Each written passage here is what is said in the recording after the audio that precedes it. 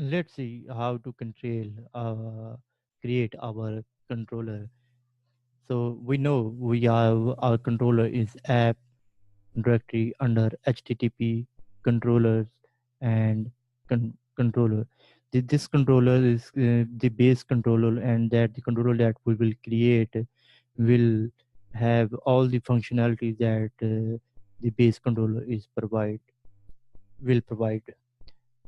So we have to extend the our controller to base controller. So how we can create a simple controller? Let's jump to our terminal and make sure that you are in your project directory, and the command that we will use the php artisan make and controller, the name of the controller, the test controller, and see that we hit enter and the controller is test controller is created. Now this controller is extends the base controller, you see, and this controller that we have created, it will all have all the functionality that the base controller provide of the Laravel. And let's quickly create a method public function index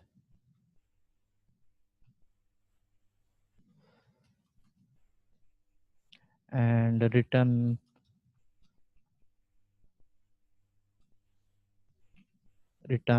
a string, a test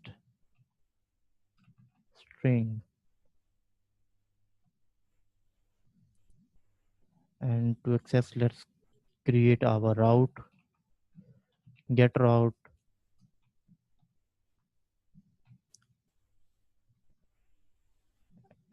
and now we can give. Now this time we will not use our closure function, and we will give the controller, which is test controller at sign the index method, and you can name it this route to user or anything else. And let's access this route, and we can see hit enter and test string that is returned from our test controller is now we are accessing. And you can, let's check the route php artisan route list and see the online on http controller test controller at the index with the web middleware is created.